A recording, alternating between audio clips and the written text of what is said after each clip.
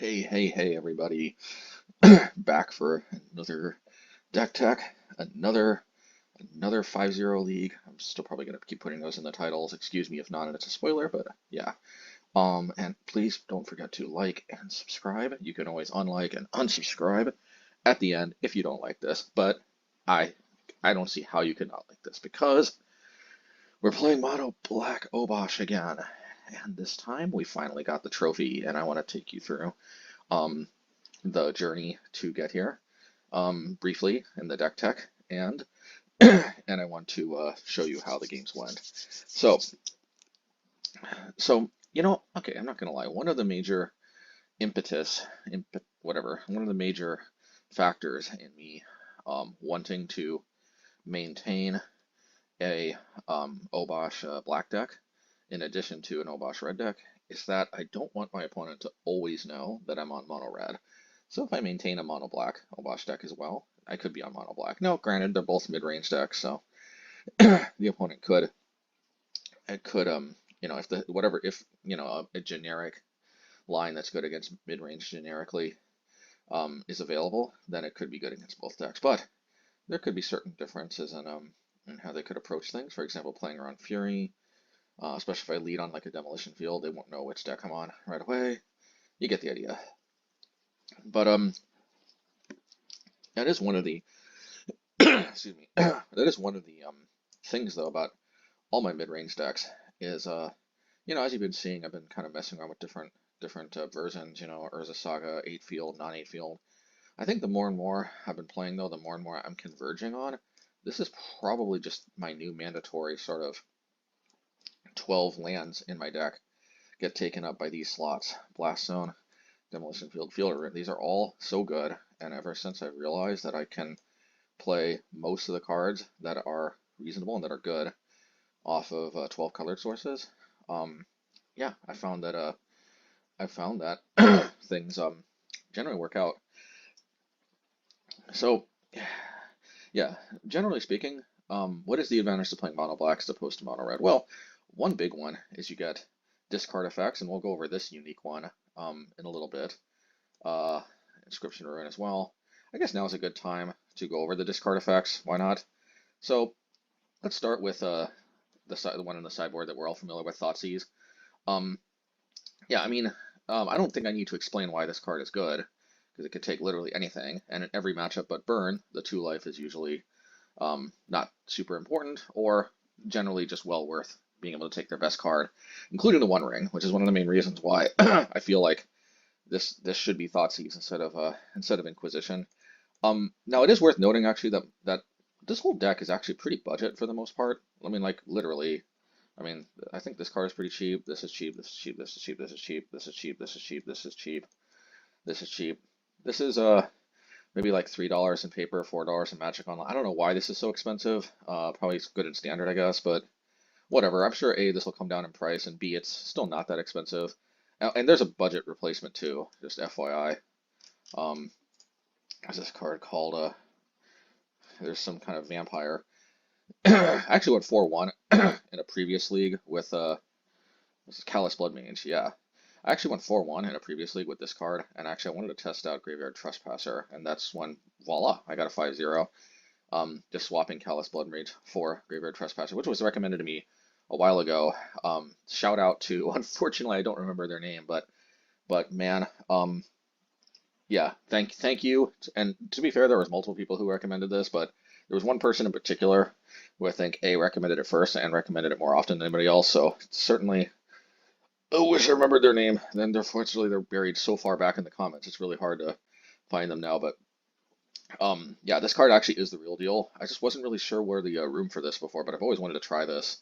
But we'll get to this in a bit. But like, yeah, Callous Blood Mage is a decent replacement anyway because I mean, I'll just go over this now. The number one thing that intrigues me about this card is the word discard a card, because ultimately this card could have like excellent text everywhere else, but if this card doesn't either give me some ability when it comes into play, which this does, I just don't know that alone would make it worthwhile. If if a card doesn't either give you a great value the turn it comes into play, like when it comes into play, or B, have some way to punish the opponent for removing it, or C, have like high enough toughness that it at least dodges bolt.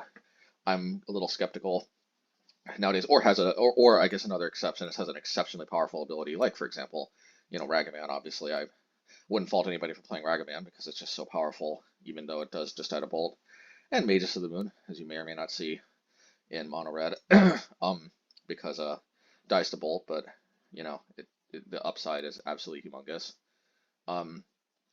game winning in fact. But yeah, it's the ward because a lot of times this card's going to just eat a lightning bolt, but I love the fact that this card will 2-for-1 them every time it does, which turns this into a sort of pseudo discard spell, a sort of pseudo additional copy of Inscription of Ruin that also taxes them 1 mana to have to pay for that bolt, which they then discard essentially because they had to cast it, and then they discard another card. Inscription of Ruin, plus they tap 1 land basically, not bad.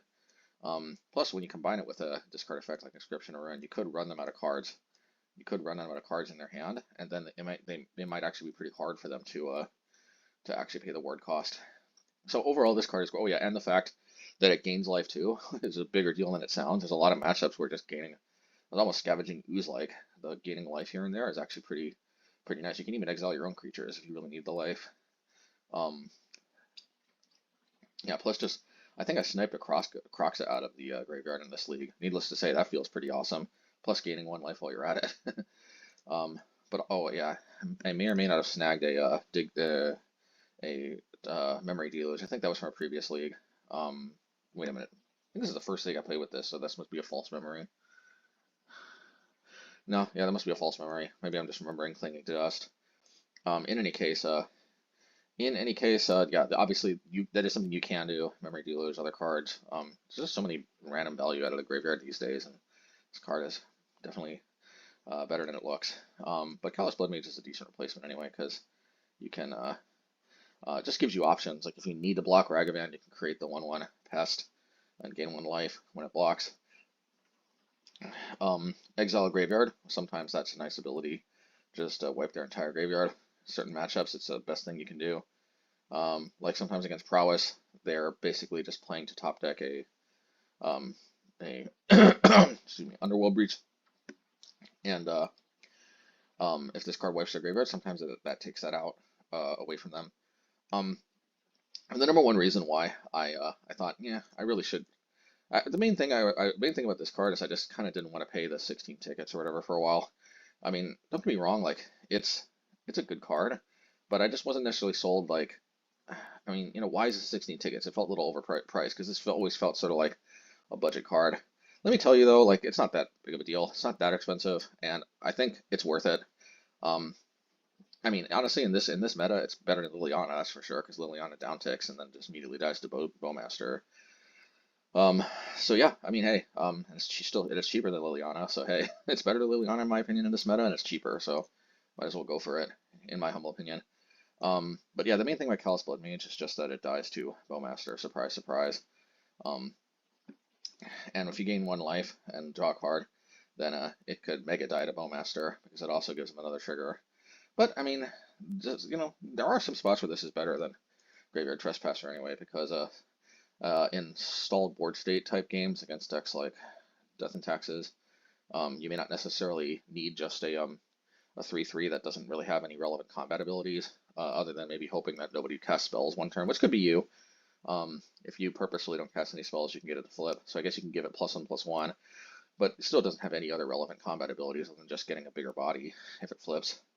So there will be some situations where the body is relatively useless and you just want to cast, just draw another card. But most of the matchups you're going to play, a 3/3 body is going to be relevant enough.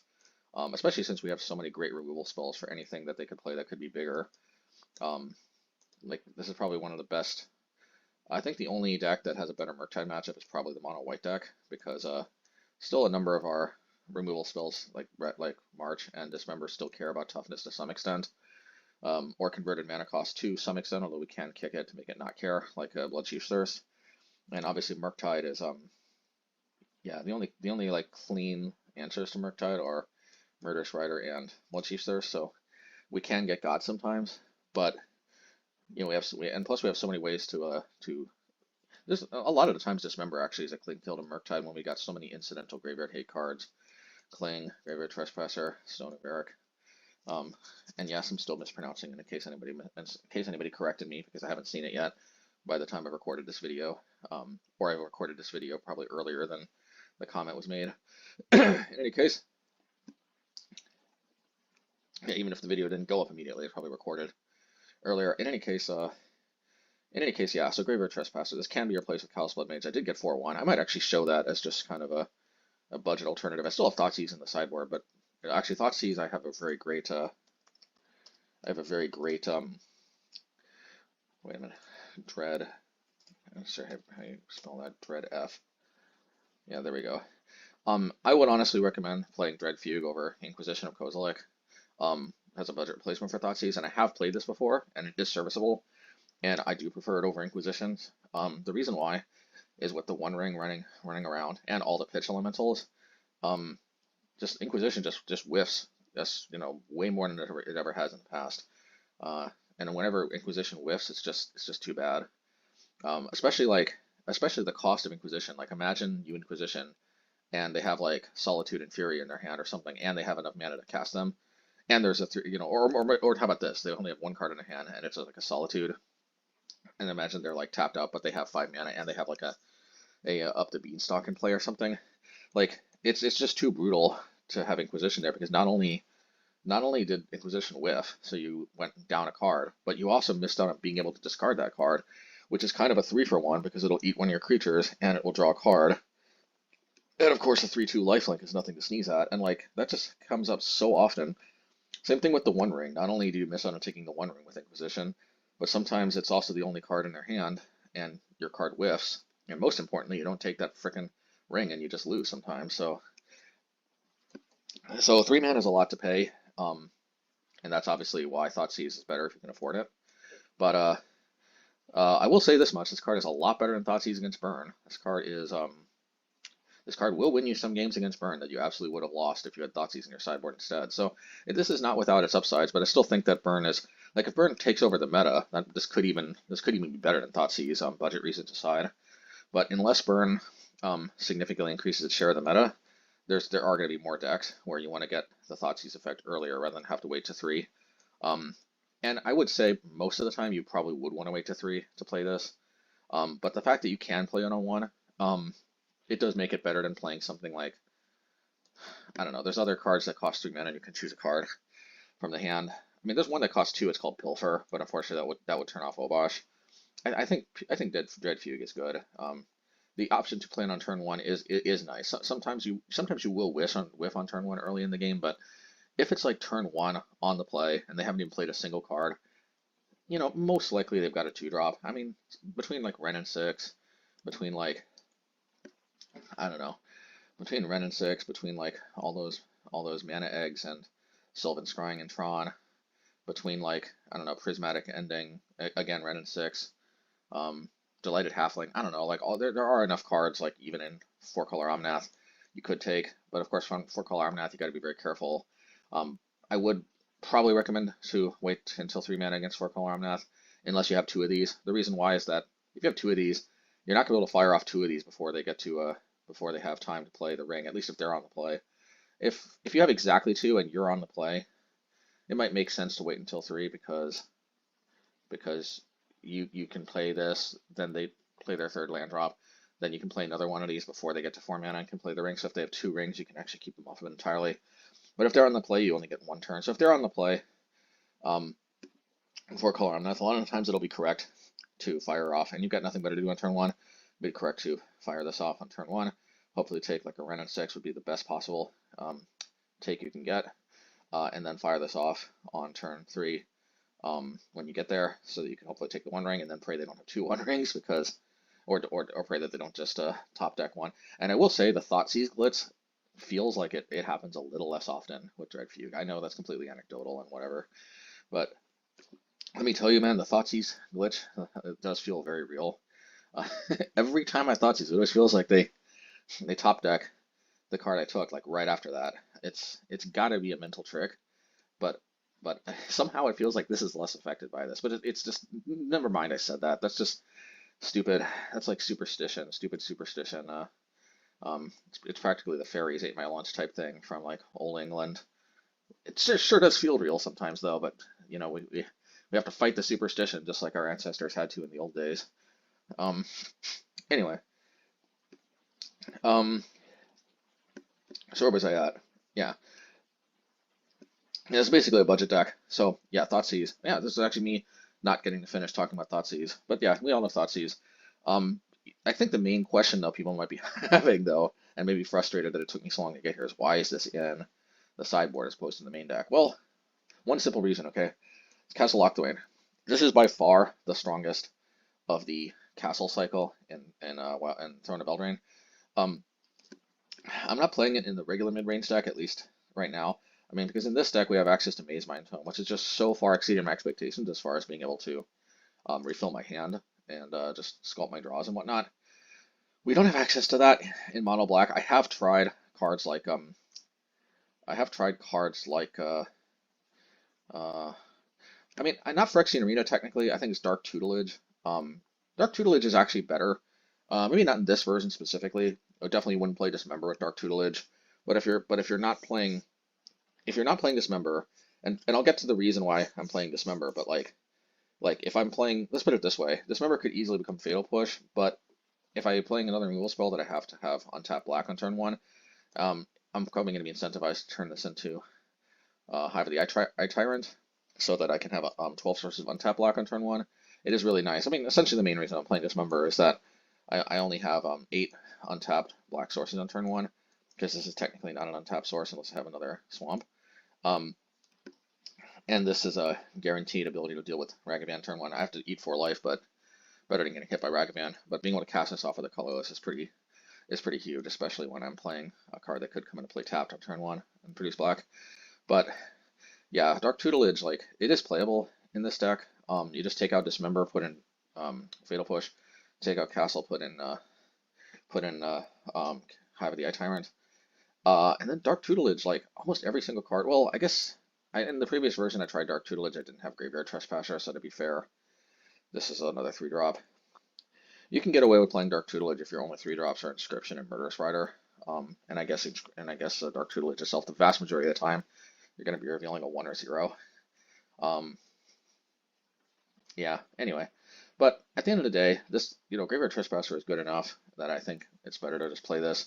And also Castle is just like, yeah, it's just so good. There's other options for card advantage, but I think nothing really beats just a land that kind of is that card advantage engine.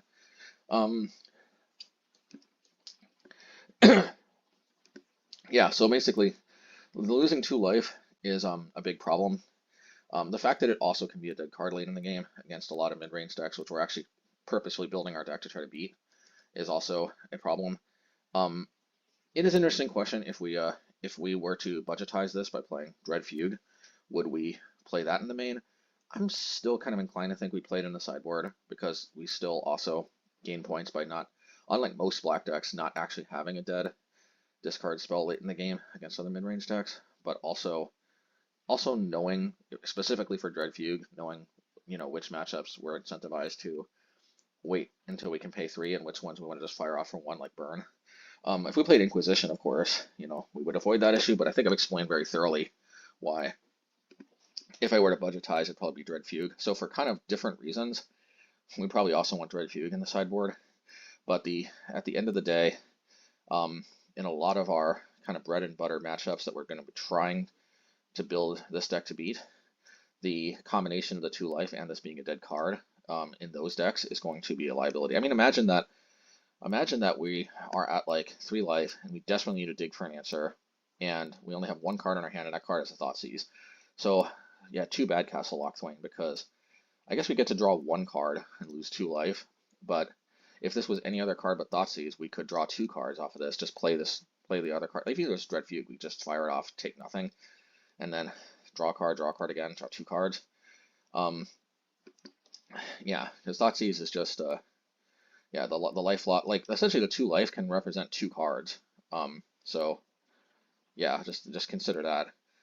Those 2 life that you lose late in the game basically could just be the same as discarding 2 cards almost with Castle Locthwain activations. But why is this in the deck at all then? If I'm kind of poo-pooing it, at least in the main deck.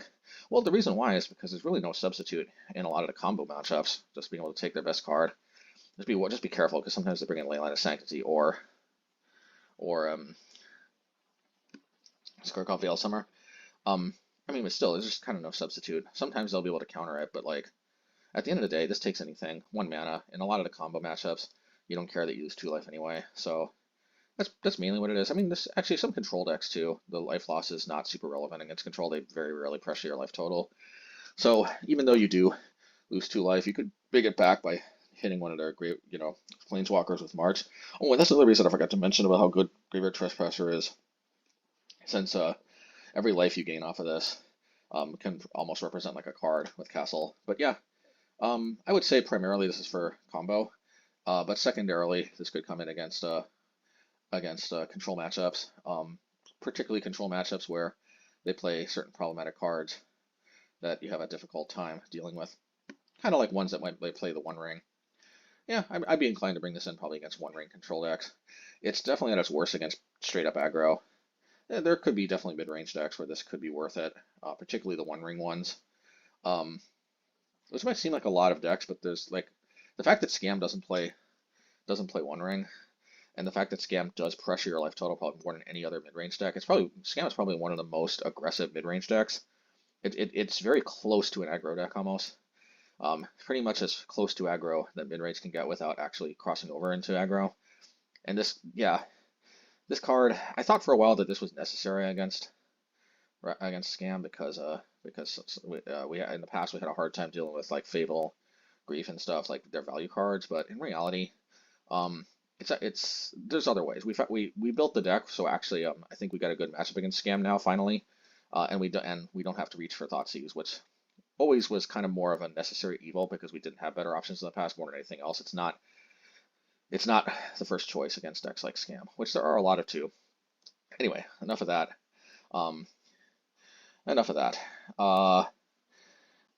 Yeah, so I've already explained I mean, I think you all know by now, hopefully, why Blaststone is so good, but it deals with literally any permanent type, can deal with multiple card types, can deal with super high toughness things like Death Shadow. I mean, by now you probably have seen so much of my content with Mono Red where this rocks, and this card is every bit as good here as it is with Mono Red. So I've already explained all these cards, all the land base. Oh, one last thing. You might be wondering, why don't I sneak an Urborg? I've explained this in the past. Well, Urborg on first glance seems like a pretty free way to fix my mana. It's never panned out for me. I don't know. You can call me crazy if you want. You by all means are welcome to taking out, like you can take out 1 swamp, you could take out 1 castle. I would recommend you can even take out maybe 1 blast zone, but I would recommend keeping in the all 8 fields. This is also one of the only ways we beat Tron, and Tron has never been a more matchup up for grabs than right now. So, but the main thing is if you only play one Urborg, most of the time you're never going to draw it. Like that's just the truth. Anybody who tells you otherwise is just not being honest with you. The vast majority of games, you're not going to see it until very late in the game, and if you see it at all.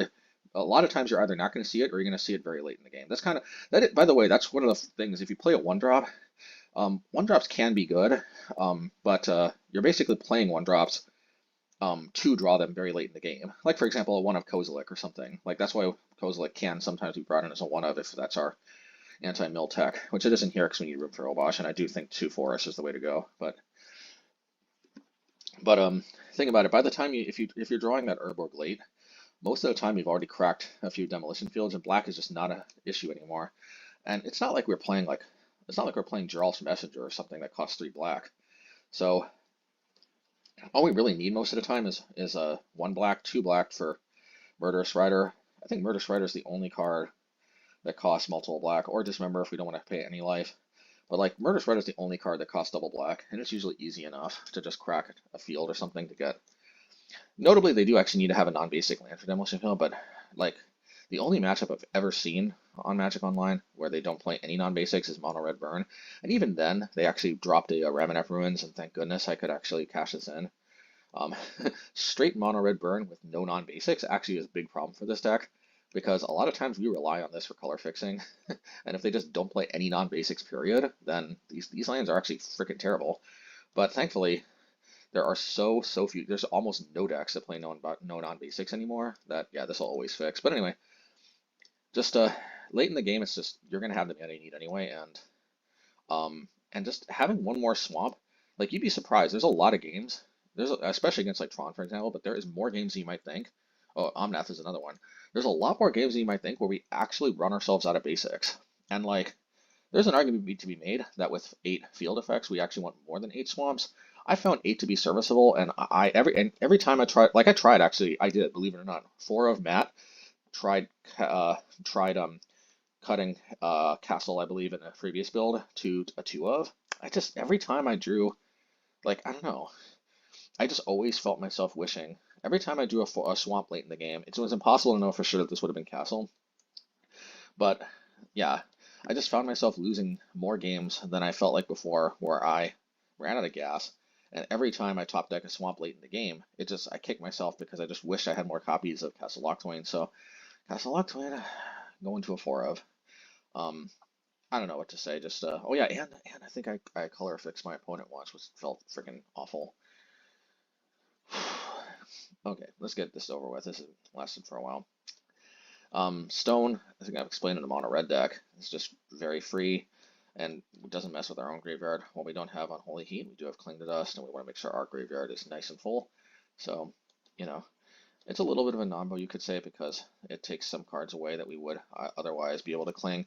But it's modern. They usually refill their deck, their graveyard fast enough that wiping their graveyard periodically is not the big deal. Plus, this card is such a house against Rakdos Scam. I promise I'm not playing this just against Rakdos Scam, but this is just, in my opinion, the best graveyard. You might be wondering, like, what about Neil Spellbomb? Isn't that the same thing, but just 1 mana to cycle instead of 2? Yes and no.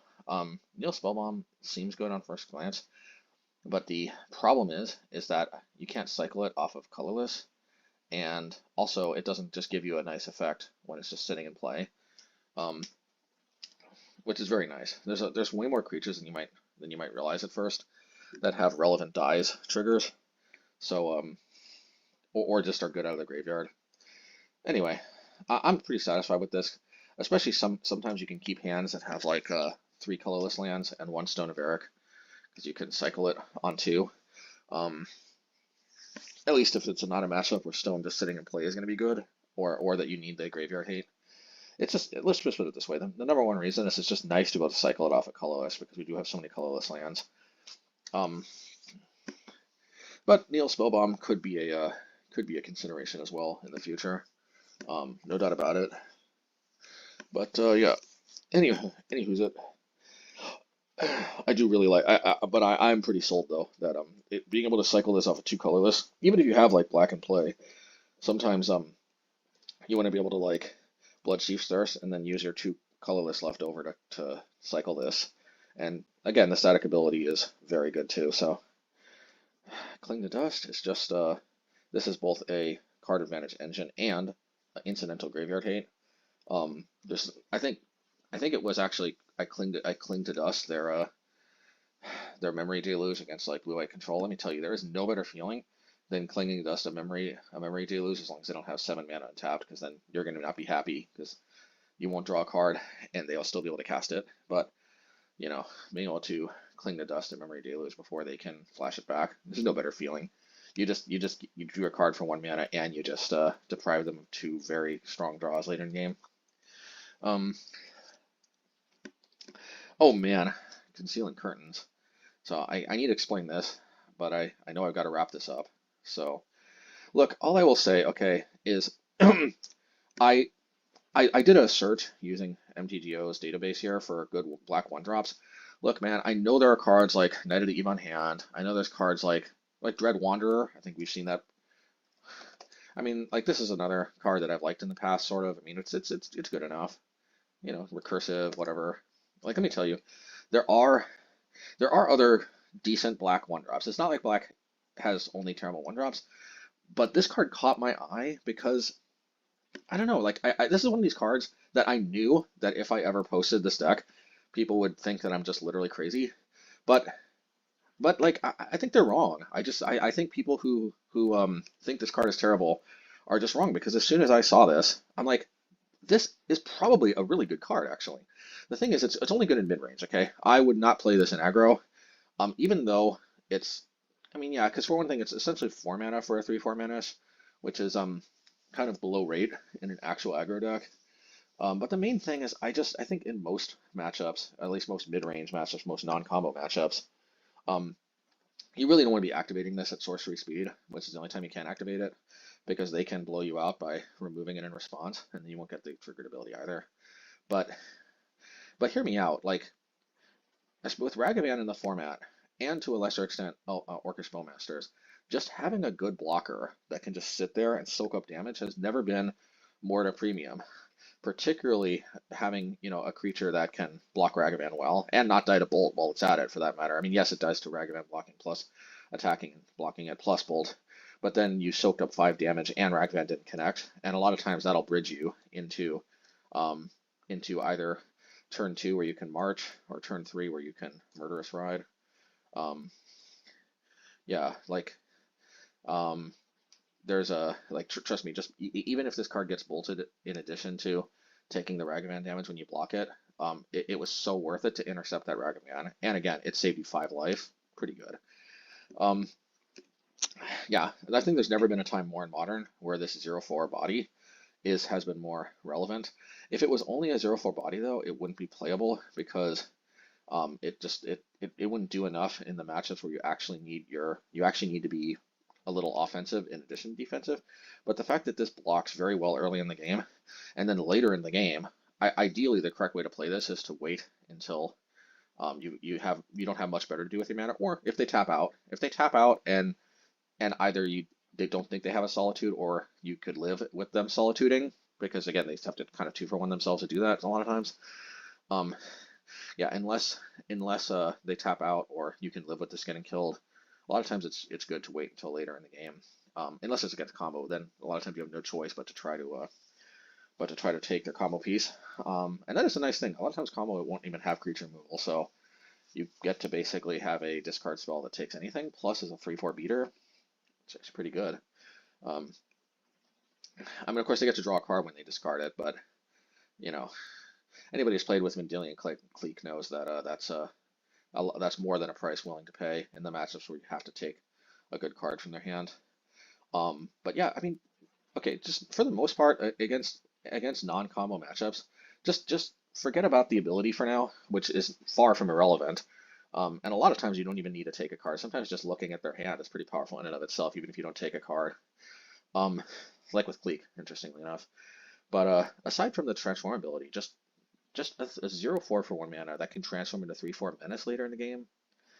I don't know. Look, I'll show you in the matches. Seeing is believing, and you're going to see this card do good work. I've already explained Graveyard Trespasser. Okay, Inscription of Ruin. This is honestly one of the reasons why this is actually the main reason why I was searching for black 1-drops. You don't need a 1-drop in your deck. So for a while I wasn't even playing any 1-drops, but I actually was playing Inscription of Ruin first before I was playing 1-drops. But the fact that this card can freely pick up a 1-drop later in the game, if they don't have any cards in their hand, is just pretty good to pass up. So like, yeah, sometimes like against like Control or something, like yeah, even if they don't have any hand, you can just pick up your Concealing Curtain that got destroyed earlier in the game, which is pretty nice. Of course, True Control a lot of times will exile instead of put in the graveyard, but still. The main thing about Inscription, okay, this is, I think I've explained this, yeah, I have explained this in a previous league, maybe the first one that I put up in a while for Mono Black, but this is a Mind Rot effect that also hits creatures, okay, and I can't stress this enough, okay, I can't stress this enough. Like I do appreciate, I am aware of cards like Stupor and Go Blank, and I mean I'm all ears if there's other cards, because I mean I have searched for effects like this, and that's how I found this. I think I'm aware of all the other options. It's possible I'm missing something, but the reason why I'm playing this, it's not just because it's a 3 mana discard 2. Like I like the Mind Rot effect, and it is true, a majority of the time we are going to be using this as a Mind Rot. The reason, though, why I think this card was a game changer, just to reiterate what I've said before, is it can hit creatures too. It can hit most relevant creatures in Modern, other than the pitch elementals. That is huge. Being able to interact with the board and their hand is very relevant because most of the games where this card will become a dead card fairly quickly, and they won't have cards in their hand to discard, they will also be playing a healthy number of creatures. That's just almost always been my experience. There are some exceptions. There are some decks that just spew out a bunch of artifacts, or like Enchantress, for example, might just spew out a bunch of enchantments. But most of the decks you're going to face are either going to be spell-based, like have a lot of instant sorceries that they have to hold in their hand, in which case the Mind Rot effect is going to be strong even late in the game. Or they're going to be decks that spew out a lot of creatures, in which case just being able to pay 3 and deal with one of them is not bad. It will be overcosted a lot of times, but it will always be a welcome top deck for the most part in most matchups, and that is the main reason why I like this over like Stupor or Go Blank or something like that.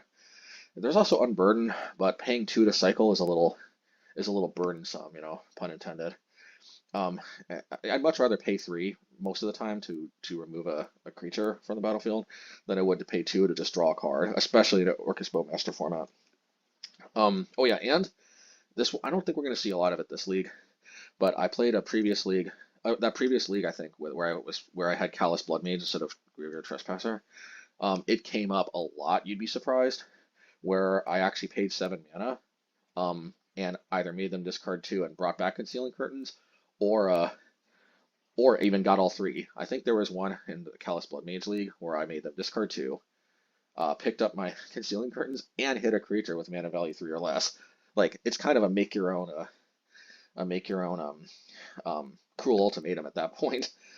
So let me tell you, the kicker looks completely like a throwaway, but one of the things about kicker you start to notice is it's never truly a throwaway, and when it comes up, oh boy, it is valuable to have. Look, I know I sound freaking crazy, but this card has been insane for me. I'm absolutely in love with this card. In love, I tell you. It's crazy. I know I seem like a madman, but you guys are you guys are along for the ride, man. At least I hope you all are still after this. I don't think I just totally lost it.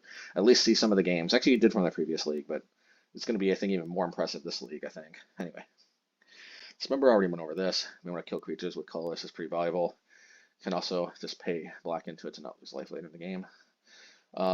Murderous Rider, as somebody in the comments pointed out, very underplayed card. Deals with anything, and the body is surprisingly relevant. 2/3 lifelink.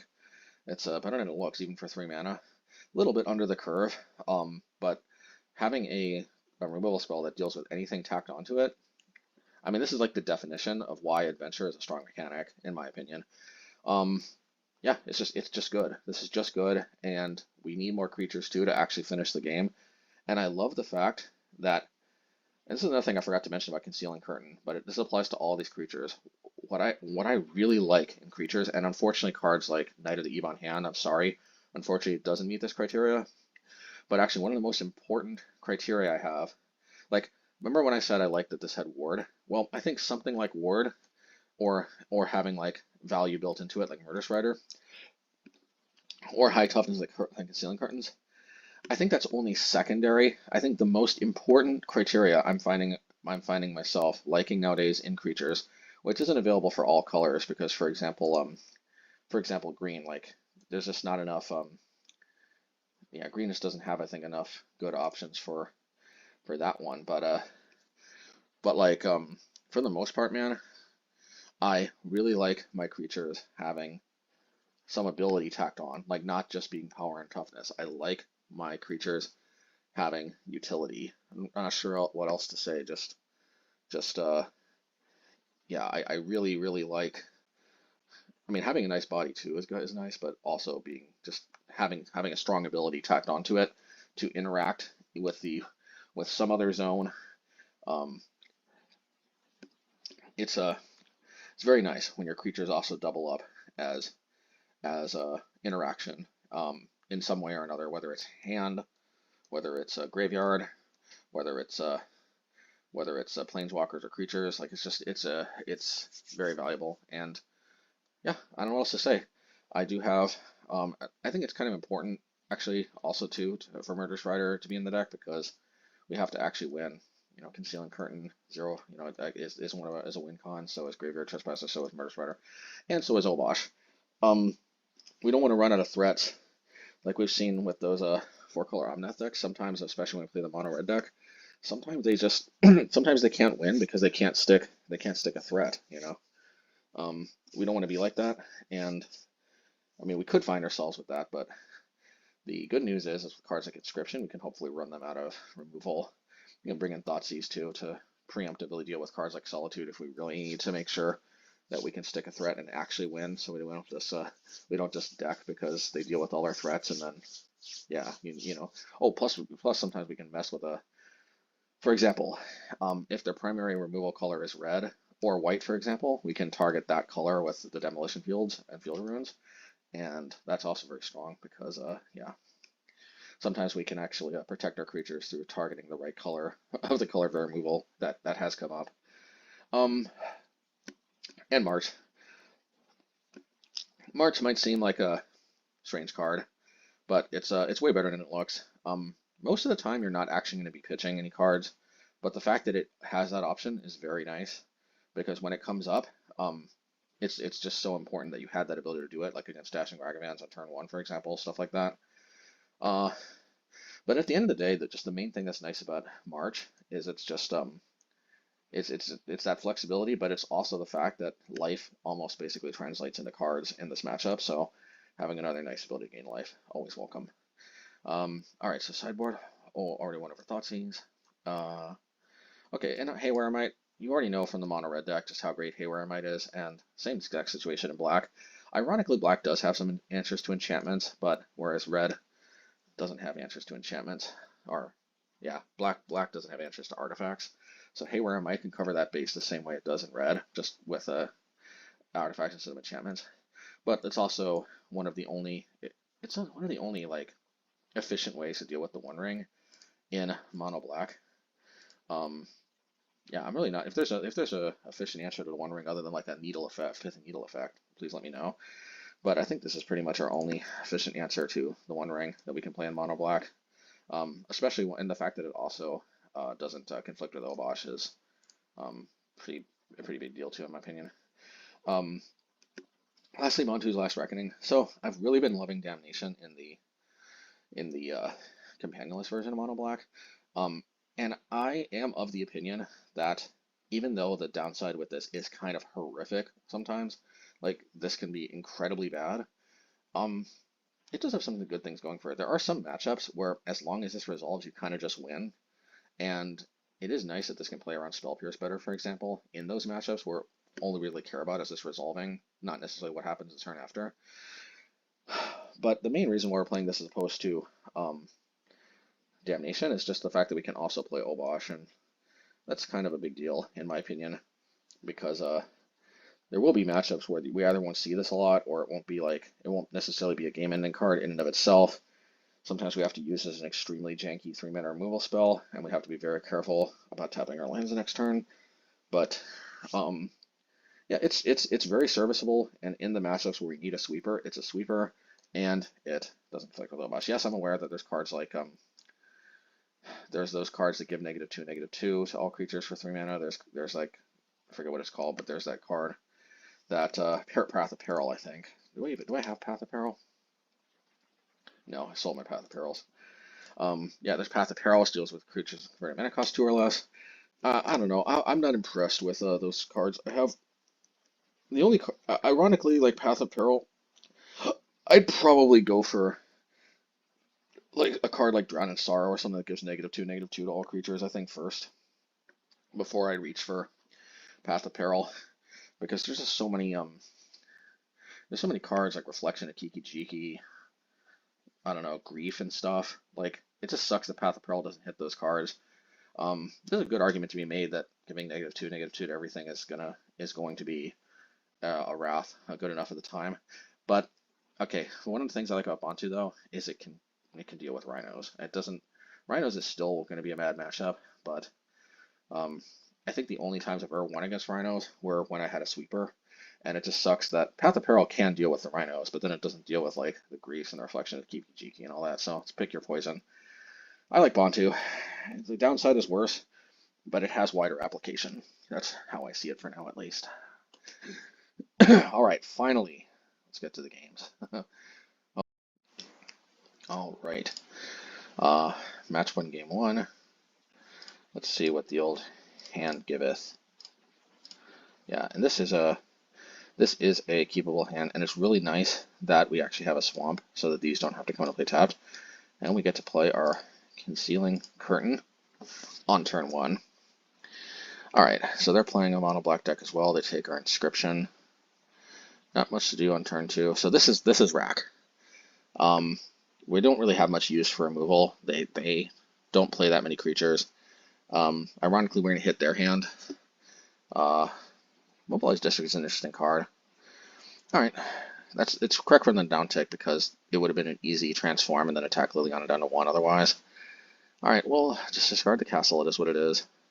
See, I think they were going to activate the Mobilized District, but then just take it out. I have a feeling that this is a budget version of Urza Saga. I could be wrong, but Urza Saga is generally what you want to play in mono black. It would have came out to about the same, so I wouldn't feel too bad.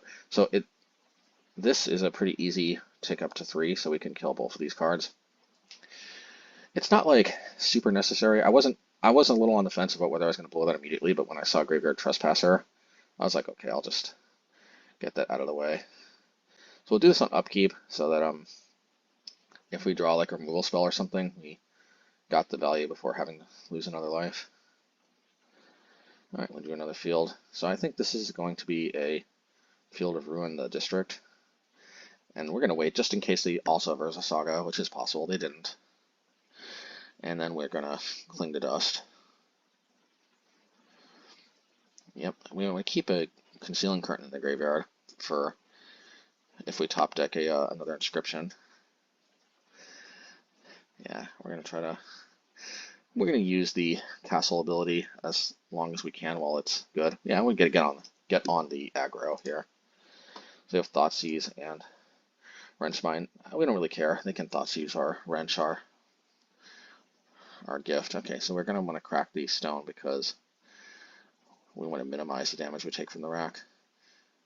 And I think we'll just do this because it's a little free in the sense that we take damage, but then we reduce some from the rack, so that was our thinking.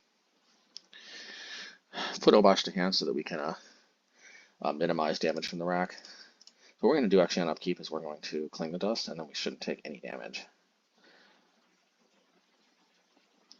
Yeah, again, purposely keeping the Concealing Curtain in the graveyard.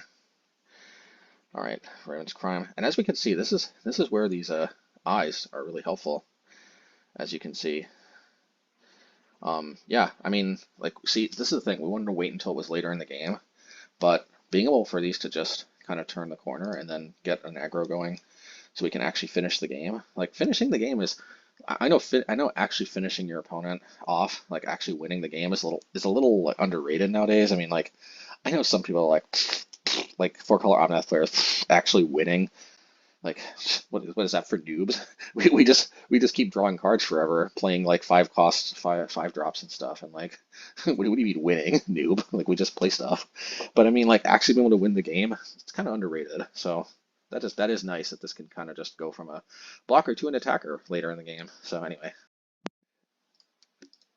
all right, match 1, game 2.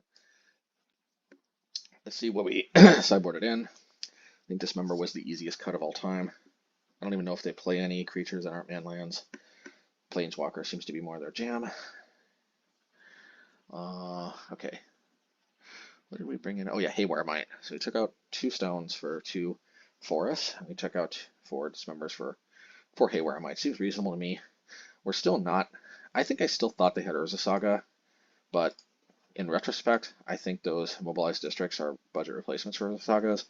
The fact that they're playing the rack, but we haven't seen Streaking Affliction, does make me kind of suspect Urza Saga, since rack can be fetched by Urza Saga, and Streaking Affliction can't, but I don't know. Okay, this is an easy keep. Yeah, I was going to say, it's going to be a hard choice to play Stone or Curtains, but it turns out we actually end up playing Haywire Mite, and they took the curtains anyway. Okay, let's give this a little pause-a-rooney. So, yeah. All right. Yeah, play the stone out and get our attack going. All right. I think they're kind of mana screwed, so I think this is going to be, unfortunately, a bit of a non-game. Yeah, they kept a mana screw hand. It happens. Okay. Discard those two. Yeah. Really trying to hit that 5th land drop, but alas. Alright, well, at least we don't take any damage. I'm gonna Inscription of Ruin. We could have brought back a Concealing Curtain, but it's not necessary. And them discarding 2 is probably better. I'm gonna hold the Haywire. My thinking was if they draw another Wrench Mind, this is a good discard. What I really want to do is drop Obosh to really get... Ooh. So I may actually want to... I can't unfortunately crack these fields because I don't have a non-basic, but I kind of want to deal with these because Waste Not is actually a little concerning. The Rack is pretty easy to play around. Waste Not is a little tougher. Alright, and get our... That was pretty nice. Okay, well, it is what it is. They get a token, but them drawing 2 cards may not matter if we top deck removal spell. Well, all we need is 1 removal spell, and we should be in good shape. Alright, get this. Oh, there's our removal spell. Now, they might have had a fatal push, but nope. Okay. Alright, match 2, game 1, and yeah, just a quick thought in the last game. The key to beating the 1 rack, for the most part, or 8 rack, or whatever they call it, is just trying to keep a healthy number of cards in your hand. It might seem obvious, but like, this is the main issue with the rack, and why I don't necessarily play it in my deck, is it can be good against, ironically, like aggro and decks that empty their hand real quick, but like against like mid-range decks, yeah, it's just not always they're not always going to be emptying their hand. A lot of times they're incentivized to keep cards in their hand anyway. And yeah, you can rinse mine and stuff. Alright, we're going to keep it. It's not perfect, but get to do stuff. Anyway, you get the idea. Ooh, man, I really want a Stone of Erech very bad, and there we go. Alright. So this is the thing. I actually was thinking they might have Thundercan Awakener, but my thought process was like, if I have to dismember and take 4 damage, I might just lose to the Blood Gas anyway, which I'm still kind of thinking I probably would. This is definitely where Castle coming to play on top really hurts, because that would have been very easy to just hold up a Black Source to either dismember a creature or remove something from the graveyard. I mean, remove something from the graveyard, whether it's to draw a card or to you know, yeah, they're just really yeah, Nixilis. I haven't seen this card in a while, so we just took too much damage too quickly. This is more than anything, the Castle's kind of screwed us up there. In retrospect, I don't think there's really any way we could have played this differently. I mean, we could have played it differently, but I'm a firm believer we still would have lost, even if we would have held up that Dismember. That's probably the single biggest point of divergence. But their hand was a little too nutty, and we might have been able to beat their nutty hand, but like, it's difficult to beat a nutty hand like that when especially your lands come to play tapped. So that was just kind of, we'll just have to deal with that one. Okie dokie. All right, match 2, game 2. This one is kind of close. Man, I think we're going to keep this, but this is going to be risky. more than anything, my thought process was I just don't think all of their hands can ultimately be that nutty every single game. I just don't. Um,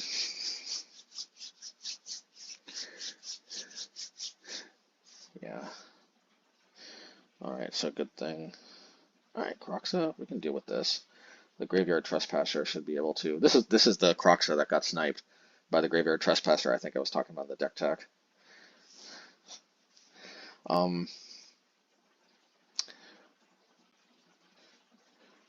Why did I not immediately field?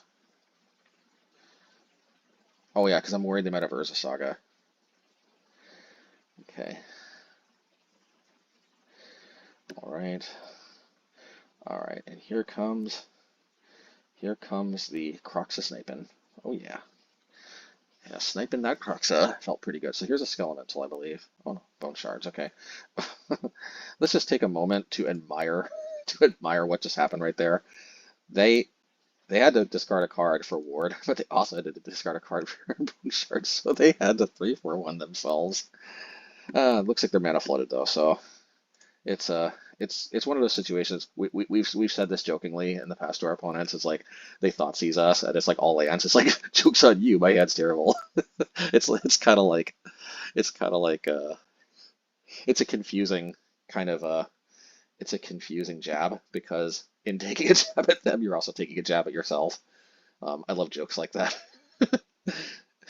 Anyway, so yeah, so it's kind of like that. It was like just like joke's on you. I only had lands in my hand anyway.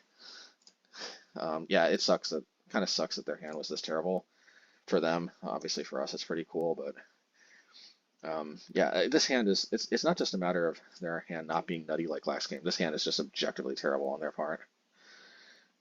So I'm gonna demolition that castle.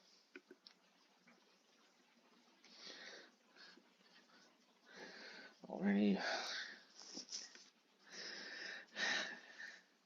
And we even get to Murderous Rider, a Skelemental if that's their jam. Okay.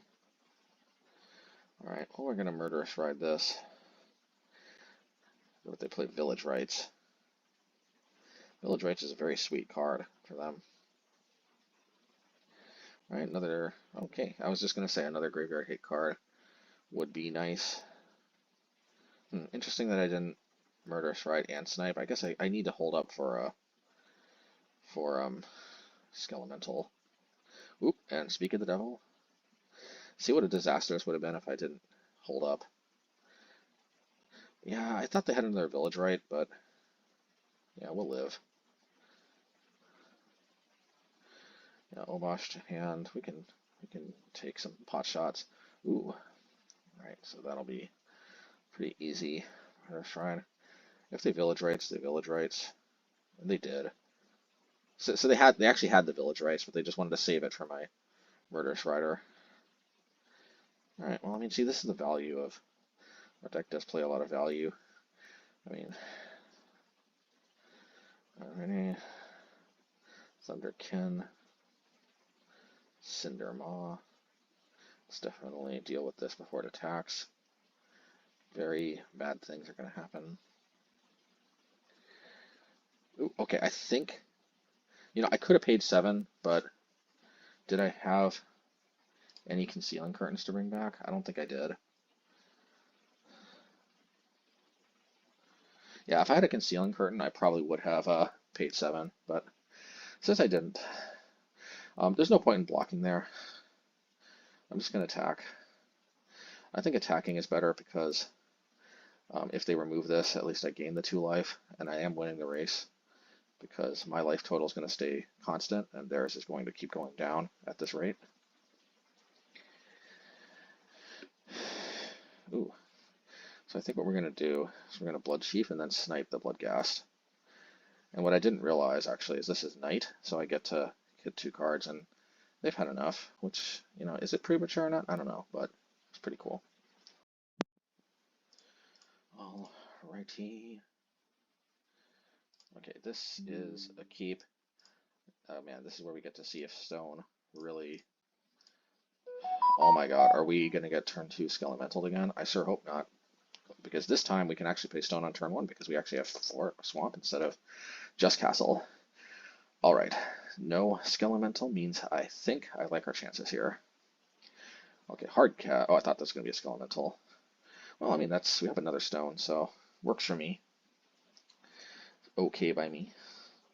Okay, all right, let's play another. What's nice about the stone is we can hit the Stitcher Supplier and they won't. Ooh, this is going to be a March if I've ever seen one. Glory, glory, hallelujah.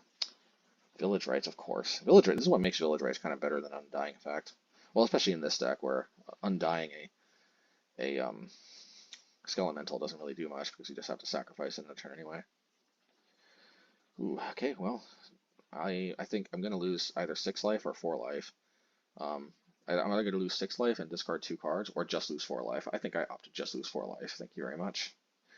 Yeah, we'll kill that, and they don't get the cards in their graveyard because of stone. Very nice. Both their Skelementals were exiled. That's going to get exiled because of stone. Yeah, let's do this. All right, and we can play the Murderous Rider. I think they should be running out of basics soon. Let me take a minute here to read Spite Bellows. That's 6 mana, but still, I think us fielding may have. No, I don't think us fielding helped, but I'll tell you what did help. Us okay. Us dealing with all the Skelementals sure helped. Yeah, I just want to gain life at this point. I feel like that's the main way we get juked. I thought for sure they were going to be out of basics, but anyway. If they have Seasoned Pyromancer, which I have to imagine they have Seasoned Pyromancer when they're playing Village Rites, because sacrificing a Seasoned Pyromancer token seems like such good value. Strong card, let's attack. They also don't get the trigger because of stone. Very sweet. I don't know, man. I think they're scooping a little too early. Like the game's not like over, but I guess I think they anyway. I think the opponent's morale more than anything was shot. They left a comment that was very low on the salt scale, but was still, just a tiny bit salty. I'm not going to show it because I don't have anything personally against this opponent, and sometimes I'm not in a great mood either. But I think what sucks is I think the opponent is projecting a little too much of their misfortune onto me, like it's my bad luck that's the cause of their not doing well, because I actually do think the opponent is I think their poor morale may be negatively influencing their ability to win this match more than they may think, but they would know better than me on their side anyway. I will say, as you can see on our side, while we do look like we're in a commanding position, we are at 10 life. They do have a Nixilis. They scooped before. I think this isn't just Magic Online. I think they did scoop before they even took their next turn. I'm not necessarily convinced that they have no way out of this, but again, they would probably know better than me, but even that's not 100% a given. Anyway. All right, match 3, game 1, let's go. I think this has got to be a mulligan. It's just, yeah, much better.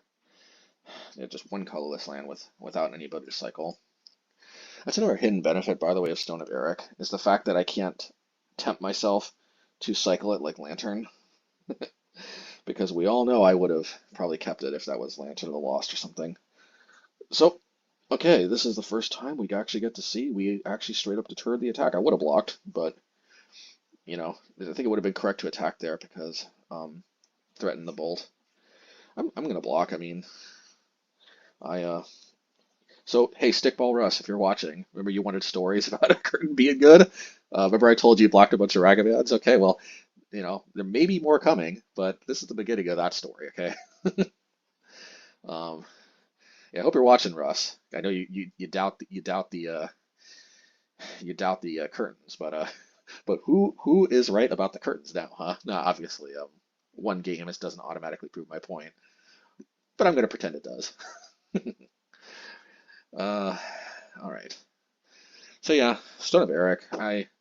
They need like a lot of fables and they need them right now, or I think we're gonna run away with the game. Yeah, I'm gonna try to strip mine them out. Yeah, they had all their basics basically in play. Graveyard Trespasser, let's go. Gain some life. From Dothy, I'm not activating the curtains. I mean, when I got something else I can do with my mana, why would I? So there you go. I think they're going to unload a Fury, if I'm not mistaken. Yeah, they're going to unload a Fury here, I believe. So, I mean, I take that. I know that there's something afoot, and sure enough, it's a Fury. They're going to hit my Graveyard Trespasser and my Murderous Rider. Whatever. I mean, if I had blocked with the Concealing Curtain, it wouldn't have been as good of a Fury blast, but then they'd still also have a Ragavan, running amok. So, and oh yeah, Stickball Russ. This is that taking the Fury late in the game I was telling you about. So, you wanted stories of, yeah, and I'll take this trade. Okay, they don't want to do that. I got the Murderous Rider though, so I'm not too afraid of the Fury.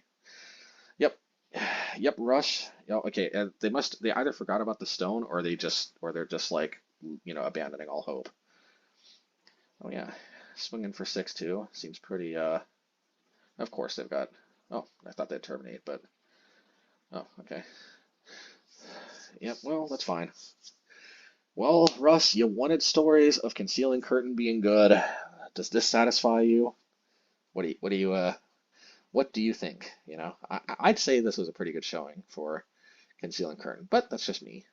Okay, I'm gonna stop with the rubbins. Okay, I know. We love you, Russ, and we know you love us. There's this guy on Twitter called Stickball Russ, and he was taking a jab at me for the wall in good jest. He's a cool guy, and we he's a friend of the channel, so to speak, or a fan. I don't know if it's, I don't know if I don't know if fan is the right term, but you know what I mean. Whatever. He likes our content. Let's put it that way.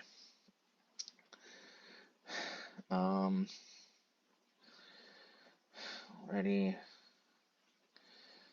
Oh, and did I just take another Fury? Yeah, I think I did. So I forgot about this, but I actually ate 2 Furies. Very nice.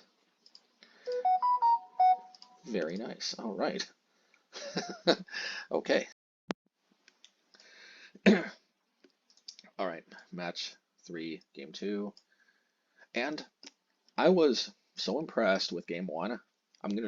This is actually the first time I've done this, but I'm doing the unthinkable, and I'm just running back the main deck.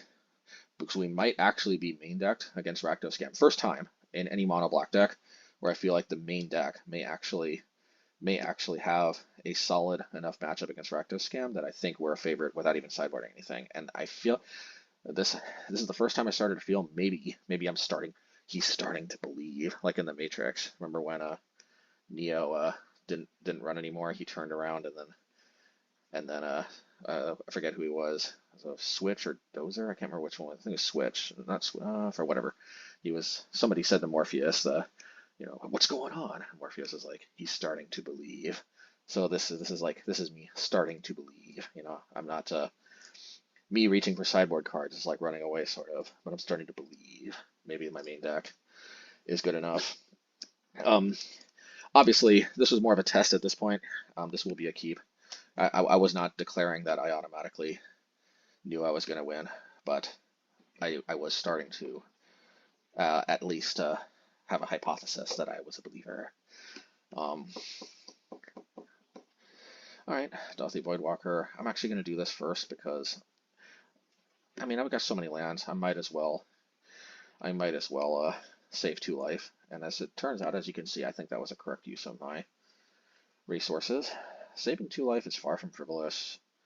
Okay, I was a little bit worried about a Ragadash, but okay, so we're gonna hit that. In retrospect, maybe I should have hit the Black Cleave because, nah, I think it doesn't really make a difference.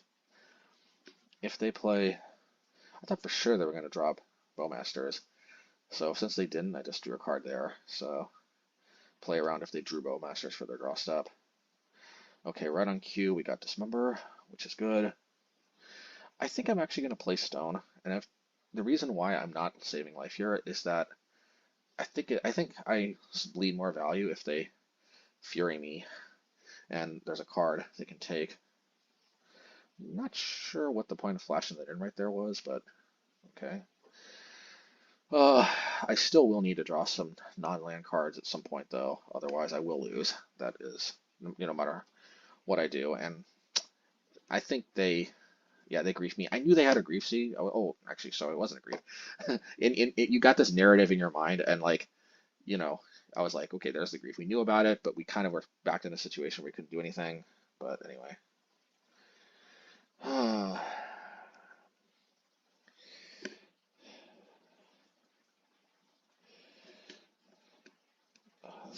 I mean, that is what it is.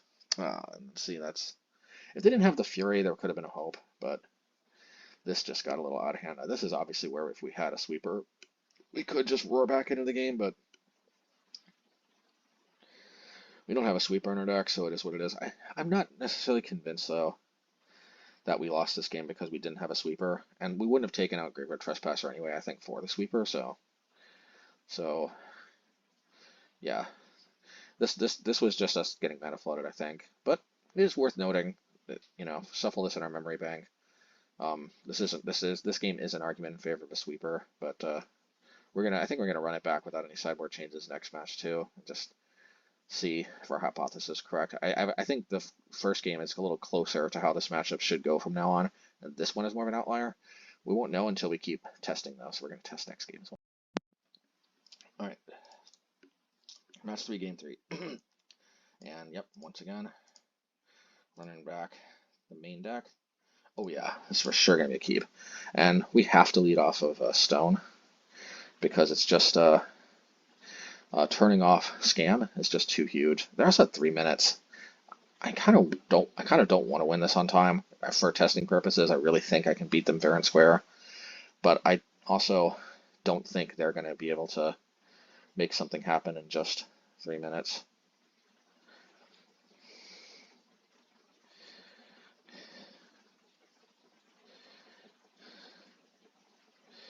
Yeah. Now we're grief proof. Okay, there's double Fiend F. Pretty sure they have grief. See, this could have been a totally different timeline if we didn't have the stone, because as you can see, they had a scam plan ready to go. Just the stone just blocked them straight up. Clingy to dusty. I took a risk there, a calculated risk. They could have had fatal push. I violated my own rule there. Normally I should have put a Obosh to hand, and in retrospect, I would have been better off had I, but I felt like I was ahead enough that I could afford doing that. And what I was really worried about is them slamming Fury. So that was my logic there. I felt like if they got fatal push, that's fine. I can still win. But I'm like, the one thing I see really killing me here is Fury. So that was my logic. But in retrospect, I probably shouldn't have violated my own rule, and I should have just put Obosh to hand. Because as you can see, even though they didn't blow me out that turn, it didn't turn out to work to my benefit. We got another stone, and they're at 6 minutes, but I think we're winning this regardless. Yeah, I mean, we went on time, but I think it's safe to say we were winning this game. I feel like. The Concealing Curtain also represented a 3-4 menace. Yeah, anyway. Would have been nice if we could actually win without the time, but a win's a win anyway. Okay. Match 4, game 1. Obosh, I choose you. Alright, well, we're going to keep. There are some matchups where this is probably unkeepable, but this is where Dismember off of colorless mana. Okay, first I pegged them on Murktide, which I'm like, I think I can beat Murktide. But might as well play Stone. This does mean shield down for Ragavan, but not Ragavan. So I don't know what they're on, but I never like letting Jace untap. Even them just drawing and discarding without any extra value is pretty good. So I'm actually, somehow I was getting Murktide vibes. It's hard to explain, but sometimes you just gotta trust your gut. And I'm like, yeah, and I'm like, I was like, something about this. One thing I think is it's kind of giving me Grixis Death Shadow vibes here, but there's no Giganta, so I think that's when I'm like, I think they got Murktide. So then I just I cracked that, and I think we're gonna see later on. I think I was right. Actually, Fun Titan commented to me after the match and wish me luck and said GG's and um, I think anyway, their comments are on Twitter and I really appreciate it. This does seem like a cool deck from them as well. I think it would if you're watching this Fun Titan, let me know if you actually did have the Murktide or not because I was getting Murktide vibes somehow and it'd be interesting to know if those vibes were right or not. And as you guys can see, Concealing Curtain makes for a good blocker. Here, oh, and there it is. There's the Murktide. But a 4/4 Murktide on turn, whatever this is a heck of a lot more manageable as we can see than a 6/6 Murktide on turn like 3 or something would have been. So the question is, was that Murktide in their hand on turn 3? I have a feeling it was, but if you're watching the Front Titan, it would be interesting to know. I think they're going to be out of basics. So I'm going to follow my own rule, and I'm going to. No, so they're drawing a lock. That's fine. As we can see, we're getting to the point where I may not have anything better to do with my mana. I can still always put Obosh to hand, so I would, if they've got a bunch of untapped mana, I would generally recommend putting Obosh to hand, but prioritize that over flipping. But if I know I'm going to flip and put Obosh, I might as well flip first to see what's up before flipping.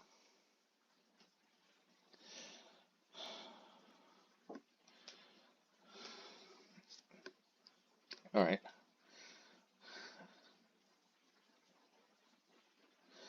Yep, see, so I flip first. I don't think I took anything. Yeah, I didn't take anything because I think I can beat these two cards. They're very interesting cards, but yeah. This is gonna be a pretty juicy Blast Zone on 2, if I do say so myself. Yep. I'm like, I can't pass this up. Okay. Oh, yeah, this actually, I don't know if they said this on Twitter or not, but I noticed Fun Titan. I think you noticed and I noticed that you would have had a better chance of winning, obviously, if I assume that you had missed the Blast Zone. It happens, but this was a little too juicy, and I could see that's what prompted the scoop, most likely. All right, see you in the next game. Okay, match 4, game 2. And I think we're just running back the main deck like against Scam. It's just, there's no indication to me that they're playing the One Ring, so yeah, that only had one colorless, so this hand is much better. Got the Concealing Curtains. They're going to name Blast Zone. See, Fun Titan, I know you, so they actually messaged me on Twitter after this. They disclosed that they're not actually playing. They're not actually playing Death Shadows, but Alpine Moon naming Blast Zone really was giving me Death Shadow vibes, because I was thinking like, yeah, Blast Zone is a house against Death Shadow, so anyway. Okay, Preypiercer, fine, fair. I still wanted to do that while they still had a hand, for obvious reasons. So they respecting the Concealing Curtains. See, Russ, Concealing Curtain can't be that bad. They had to respect it enough to drown it. Okay. So they go for Preypiercer instead of drown. I guess it makes sense. Drown is a better target later in the game if they have another Snapcaster. Okay. The Alpine Moon does help color fix a little bit for Blast Zone. Oh, and Dreadhorde.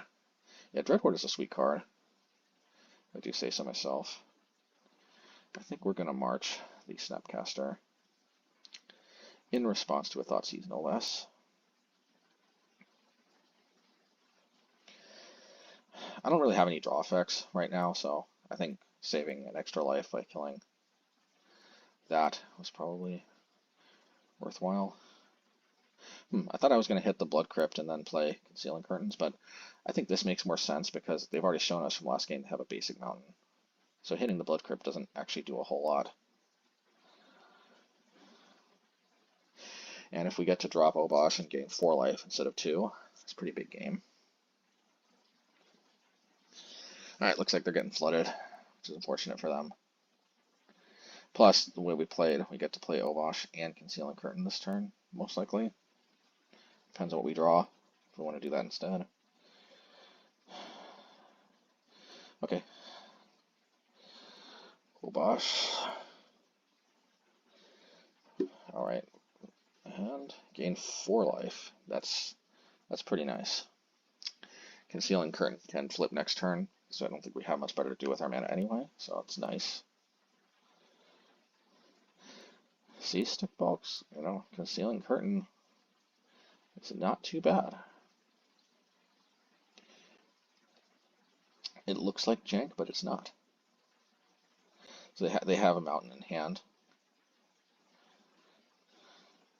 Last card in their hand must be a mountain.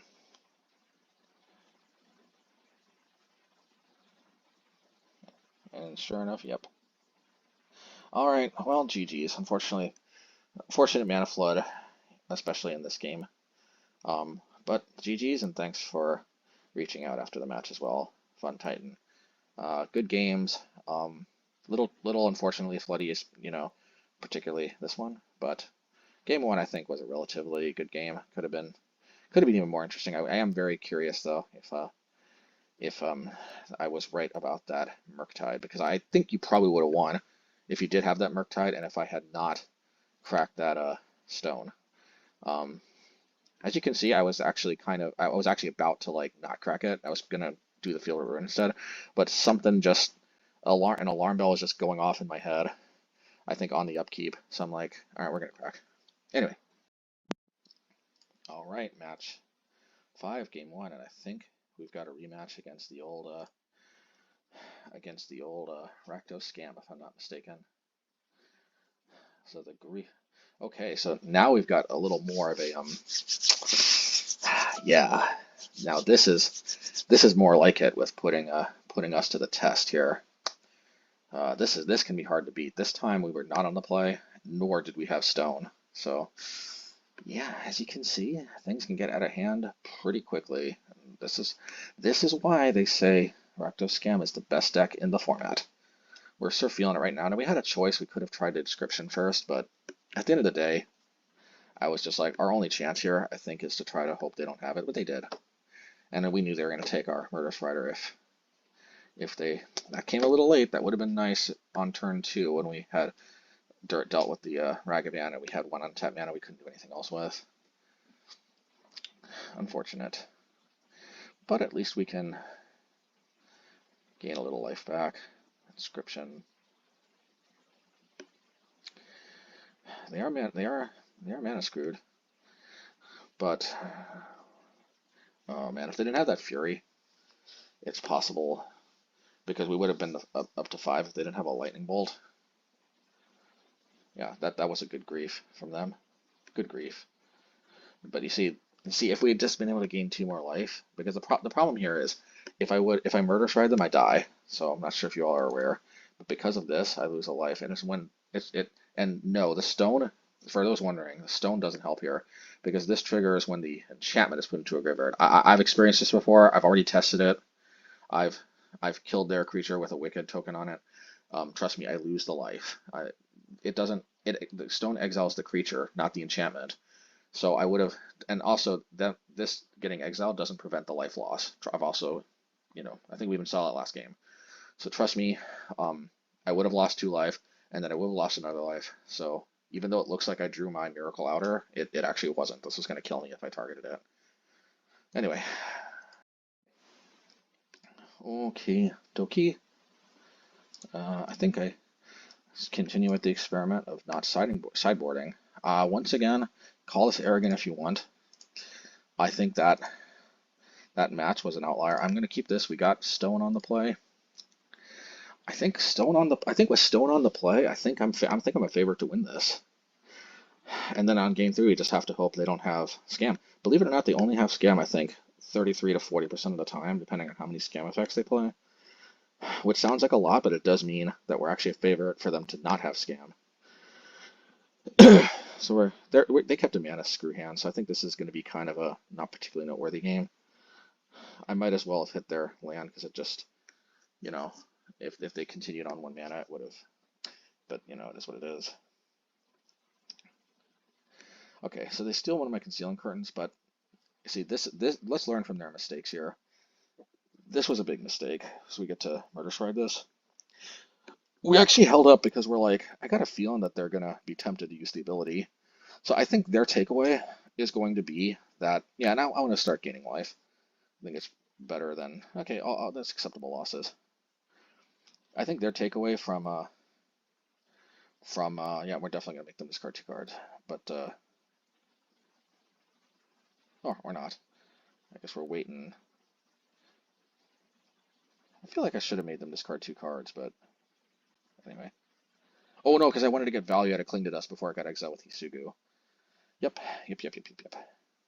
Alright, let's Graveyard Trespass.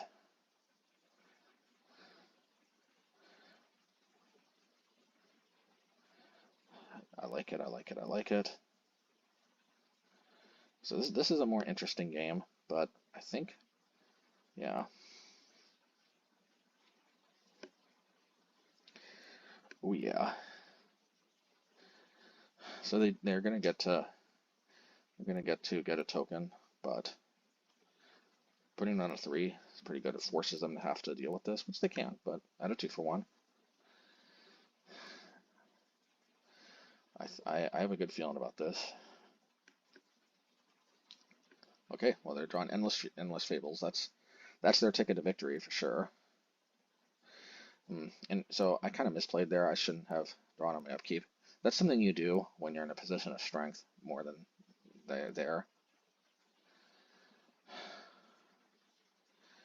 But I think I still end up being able to make something happen here against all odds. This is starting to look like another one of these games where I should have brought in a sweeper, but I don't know. I feel like I should have played out a Murderous Rider. So I feel like I'm actually making some misplays here. They got so many tokens.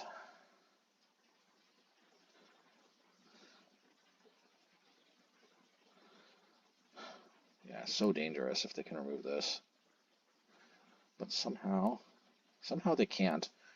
And I think this is a bad attack because we still end up at 6 because we lose 2 life, we gain 2 life. So but I guess that's the whole idea behind that.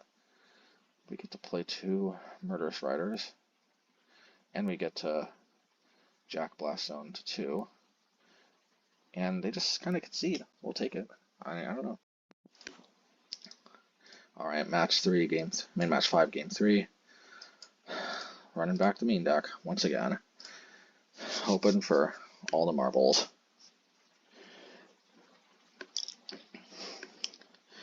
All right. We got Stone, so sometimes they're waiting for another black card to pitch or an Undying effect. So it is correct to play Stone usually, even on turn 2, because sometimes they draw their scam package on turn 2, or a Grief. Sometimes they're waiting to get a Grief. So there's a Grief. So as we can see, they had half of the scam package. So if they had top decked on turn 2 a Undying effect, then they would have hammered us. But the stone still might have saved us. Oh man, I love Graveyard Trespasser, man. Let me tell you, I love that little 1 life right there. I love being able to block their stuff. I love being able to swift end that thing. Ready. Okay, that's fine. I'm gonna crack. We're gonna Inscription, because why not? I feel like I'm in a position where, oh, that was so sweet. That was such a sweet hit. Okay, Isugu, all they do is kill their own engineered explosives. I can live with that. Yes, they're gonna get rid of my Cling, but all right. And there's the trophy. All right, post-league wrap up. I'm gonna make this quick because I gotta be getting going somewhere. But let's just say this was a very good league. I don't think there's anything I would have changed. And shout out to the patrons: Adrian King, Gavin Downward, Daryl B Train, 4 Savage Owls, Jules Varro, Kevin Roback, Roland Shunderman, S. Robertson, HJCLIU, Sophus Garrett, Erwin Lopez, Stanley Franks, Jeff H, Brian H, Z. Cole Smith, Andrew Watch, Michael Patton, thank you. And